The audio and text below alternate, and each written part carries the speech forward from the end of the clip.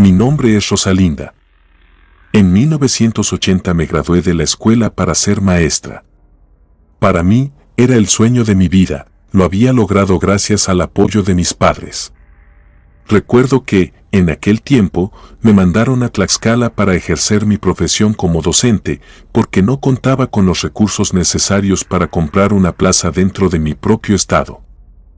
Así me convertí en maestra rural de una pequeña comunidad llena de ilusiones.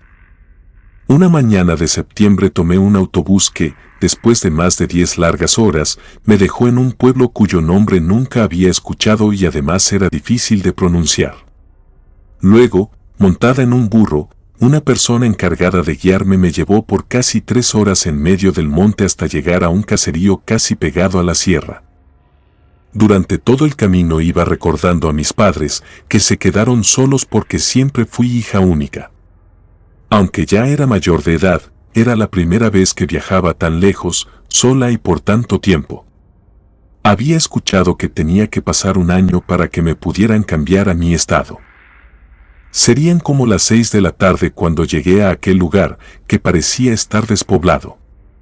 Me recibieron solo 2 personas, un hombre ya maduro y una jovencita como de 16 años, que, aunque parecía su hija, después me enteré que era su esposa. Me sentí un poco incómoda porque me miraban con insistencia. Se presentaron amablemente, me dieron la bienvenida y se pusieron a mis órdenes. Nunca me dieron la mano, pero me trataron con mucho respeto. Después de unos cuantos halagos, me instalaron en una pequeña casa de 2 cuartos. Esto lo digo sin intención de ofender, pero el lugar era muy humilde, con pisos de tierra y sin pintar. Tenía lo más estrictamente indispensable, había solamente un foco y no contaba con agua potable. El baño de pozo se encontraba afuera, como a 10 metros de la casa. No pude evitar pensar que, si esa era la casa del maestro, que para mí era una persona respetada, ¿cómo vivirían los alumnos? Aquel señor quedó formal de estar pendiente por si necesitaba algo. Me entregaron una canasta con alimentos y luego se marcharon, dejándome prácticamente sola en medio de la nada. Recuerdo que ese día fue la primera vez que lloré después de mucho tiempo. Un poco más tarde, tuve la intención de salir a conocer los alrededores para recuperar el ánimo, pero pronto cayó la tarde y todo se fue sumiendo en una oscuridad tan densa que yo no conocía. Los ruidos del campo eran muy diferentes a los de la ciudad. El sonido más inquietante era el silencio tan marcado que había. Cerré la puerta y la atranqué con unos palos. Como una hora después, se soltó un viento muy frío que traspasó las paredes y me hizo temblar. Ese aire, que cada vez se volvía más fuerte, silbaba al colarse por las rendijas de aquella vieja casa de madera. En ocasiones, se escuchaba tan extraño que parecía que lloraban. Las láminas, quizá mal clavadas del techo, se movían con el aire de tal forma que pareciera que alguien andaba caminando sobre ellas. Tal vez eran mis nervios, pero, apenas apagué el foco, a lo lejos, confundidas con el sonido del correr del viento, se podían escuchar algunas voces y risas que me hacían asomarme por la ventana constantemente, porque me parecía que cada vez aquellas voces se aproximaban más, pero nunca llegaban. Lo único que se me ocurrió hacer para no caer en pánico fue tapar los oídos y acostarme. Esa noche la sentí terrible. Sabía que me tenía que adaptar lo más rápido que pudiera a aquel ambiente tan desconocido para mí, porque era la primera de 365 noches que seguramente estaría ahí. Por más intentos que hacía por dormir, me resultaba imposible. Traté de consolarme pensando que, nada más amaneciendo, todo sería diferente, además, me distraería dando clases. Recordé todos los sacrificios que habíamos pasado en casa para poder terminar mi carrera. Después de un rato, ya no supe de ruidos ni de nada, porque por fin me quedé dormida. Al amanecer, me levanté escuchando el canto de los gallos. Era una mañana fría y nublada. Caminé hacia la escuela, que quedaba a un poco más de media cuadra de distancia. Al llegar, me di cuenta de que no había ningún niño. La escuela no era otra cosa que un granero grande, sin aulas ni dirección. Existía una división, porque anteriormente había 2 maestras que, después supe, se habían retirado sin avisar. La persona encargada de recibirme me pidió que me parara en medio de uno de esos salones, por llamarlos de algún modo. Un tanto desconcertada, accedí a hacerlo. Así estuve por varios minutos. De pronto, apareció una extraña mujer desde la puerta del granero. Me clavó la mirada y, hasta que estuvo frente a mí, no dejó de observarme. Me miró sin pronunciar palabra, caminó a mi alrededor y por unos minutos me estuvo oliendo. Cuando por fin se detuvo, me miró fijamente a los ojos y me dijo que era la curandera de la comunidad y que me enterara de una vez que allí no les gustaban los foráneos. Comenzó a hacerme preguntas extrañas, entre ellas si creía en las brujas, a lo que le contesté que no. Entonces hizo una sonrisa que más parecía una mueca de desagrado y, en tono de burla, me dijo que se me notaba que era de la ciudad. Luego comentó que las anteriores maestras solamente habían aguantado 4 meses y me pidió que no le fuera a dar problemas, para que tal vez yo aguantara un poco más. De nueva cuenta, me miró a los ojos mientras salía del lugar con aquella risa. El señor que estaba acompañándome me dijo que no me preocupara, aunque esa señora, quien parecía muy intimidante, en realidad se encargaba de curar a todos. No solo eso, también era la protectora del pueblo. Su nombre era Magdalena. Tratando de esconder los nervios que tenía, le pregunté dónde estaban los niños a quienes daría la clase. Me sorprendió que me dijera que estaban escondidos entre el monte, esperando que la curandera me diera el visto bueno, porque esa mujer, además de conocerme, tenía que comprobar que yo no fuera una tlahuelpuchi. Le pregunté qué era eso, porque nunca había escuchado esa palabra. Me aseguró que durante el día lo iba a saber. La verdad, me quedé con esa duda. Antes de las 8, de entre todos aquellos matorrales que rodeaban la escuela, comenzaron a salir algunos niños. Esa mañana llegaron 15, todos muy humildes y visiblemente desnutridos. Ellos eran los alumnos que entendían español, había algunos niños más, pero hablaban náhuatl, por eso antes había 2 maestras. Después de intentar hacer los honores, porque era un lunes, en lugar de iniciar las clases de matemáticas o historia, me puse a platicar con los alumnos para conocerlos un poco. Antes de salir al recreo, pregunté qué era un tlahuelpuchi. Todos me miraron asustados, nadie quería hablar.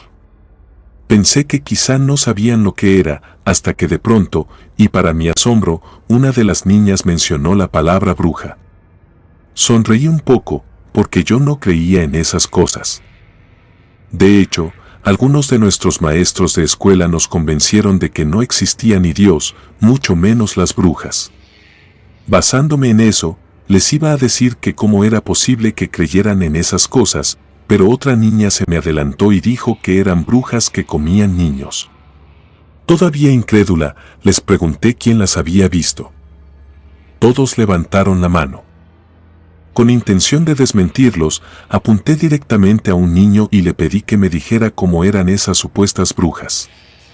No solo él me contestó, otros también lo hicieron. Son bolas de lumbre, son mujeres transformadas en animales, son hijas del mal, les chupan la sangre a los niños, fueron algunas de las cosas que me respondieron.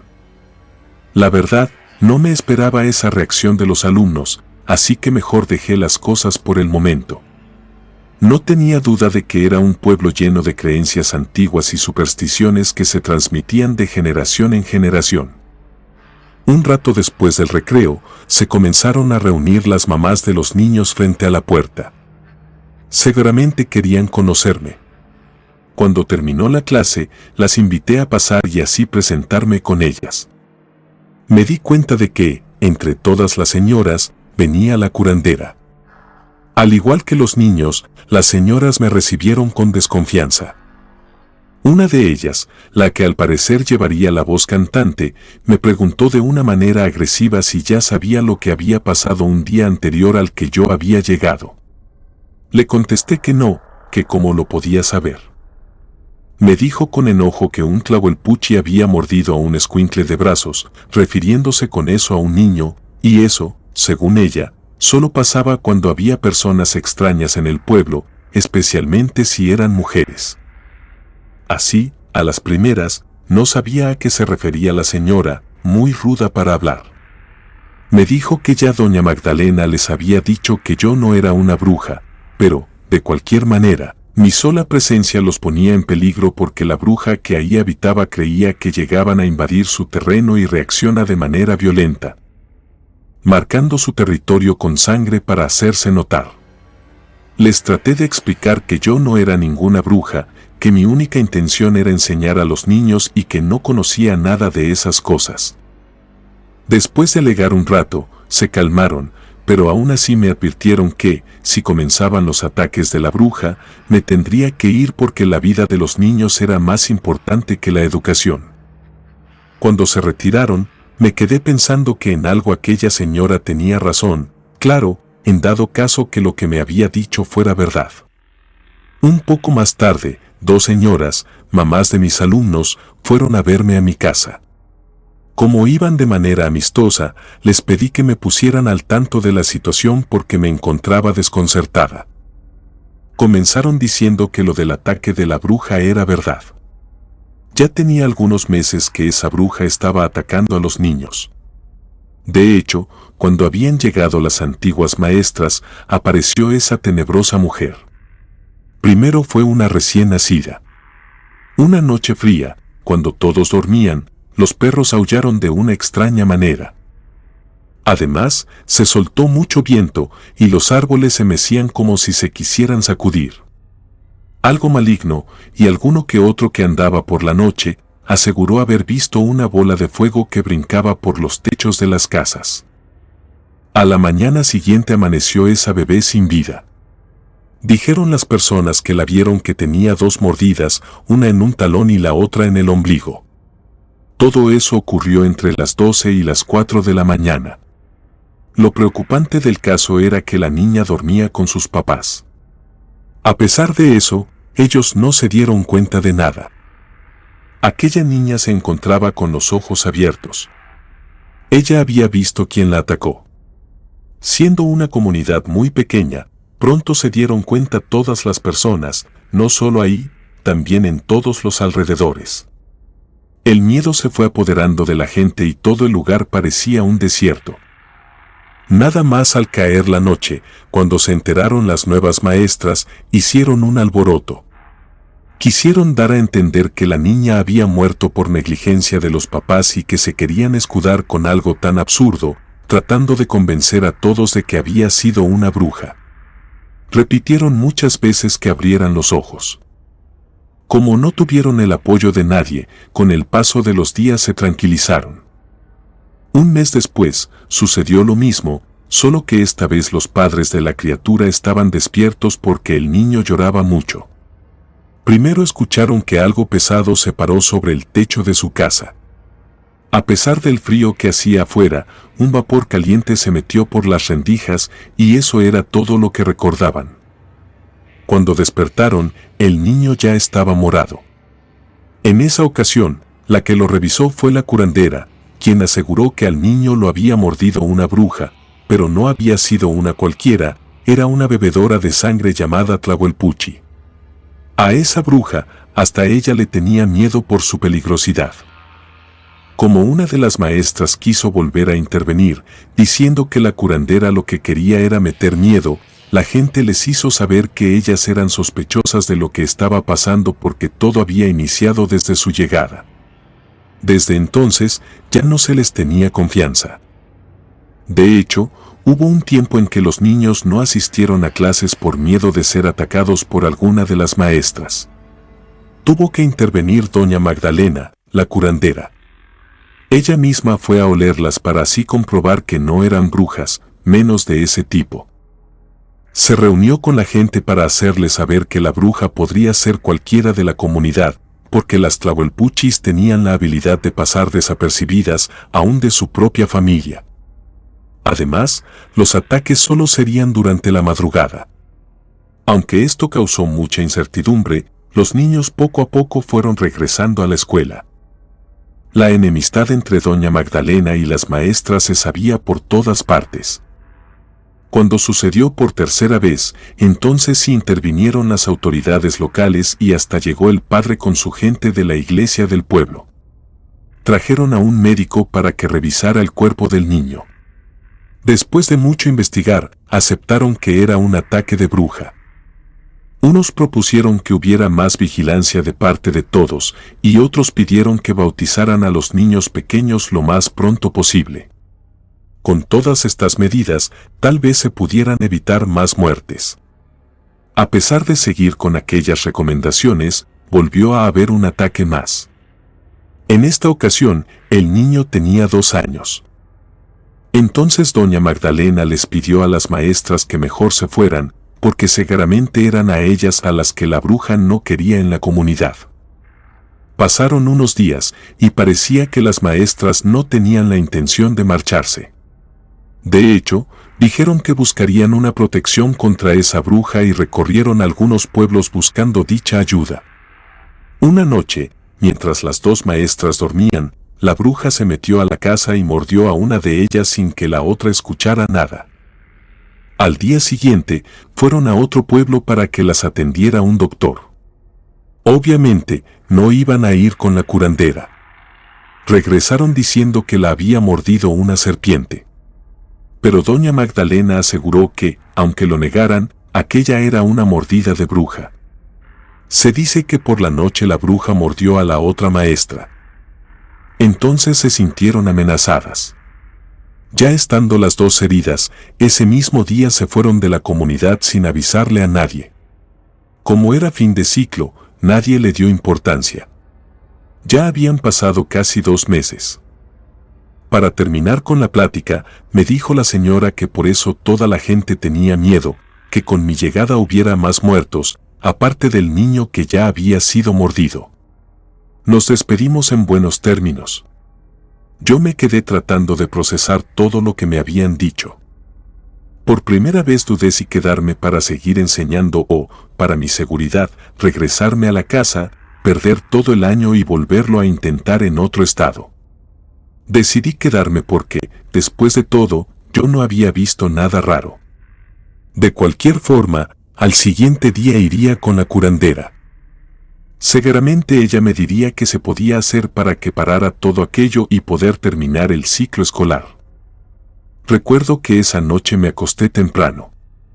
Me sentía cansada por tantas cosas vividas. Desperté porque se escuchó un ruido. Aún acostada, comprobé que no era dentro de la casa. Como la noche anterior, se escuchaba que caminaban sobre el techo. No había duda porque en esa ocasión no había viento fuerte. Era una situación extraña. Yo sabía que alguien estaba del otro lado de la puerta. Aunque ésta estuviera cerrada, no tenía que adivinar nada. Podía sentir que no era una persona común. Lo primero que se me vino a la mente fue que era la bruja, aun sabiendo todas las atrocidades que esa mujer podía hacer. Con miedo y todo, me levanté tratando de no hacer ruido. Agarré una de las trancas que había para asegurar la puerta. Con ella me defendería si era necesario. Lo único que recuerdo es sentir los párpados muy pesados. Luego, todo se volvió oscuridad. Cuando desperté, estaba tirada en el suelo. La ventana se encontraba abierta y hacía mucho frío. Al intentar levantarme, me dolió mucho una pierna. Haciendo un esfuerzo, logré ponerme en pie, pero al intentar caminar, todo me daba vueltas. Me sentía tan débil que se me cerraban los ojos. Como pude, cerré la ventana y me dejé caer sobre mi cama. No me sentía en mis 5 sentidos, pero aún así pude ver que una mujer estaba parada en un rincón del cuarto, observándome confundida entre la oscuridad, como si fuera una sombra. De pronto, la miré frente a mí y sentí más fuerte el dolor en mi pierna, lo que me hizo perder de nueva cuenta el sentido. Desperté porque golpeaban con fuerza la puerta. Me di cuenta de que ya había amanecido. Pude abrir, era aquella pareja que me había recibido, quienes iban a preguntar por qué no había ido a la escuela. Al verme así, me auxiliaron. Creo que otra vez volví a perder el conocimiento, porque cuando desperté, doña Magdalena, la curandera, me estaba atendiendo. Me dio a tomar unas hierbas hervidas, bastante amargas, para que me recuperara, porque, según sus propias palabras, me había mordido la bruja y me había succionado mucha sangre. Cuando me sentí mejor, ahí, en presencia de la curandera, me revisé la pierna, porque todavía me dolía un poco. Comprobé que tenía no una, sino 2 mordidas, una en el pie y la otra en la pantorrilla. Le agradecí a doña Magdalena por haberme curado. En ese momento, recordé a la mujer que había visto entre la oscuridad, era ella, la curandera. Tuve un impulso que no pude contener. Mirándola a los ojos, le pregunté si ella era la bruja. No fue necesario que me contestara, de cualquier modo, le volví a preguntar.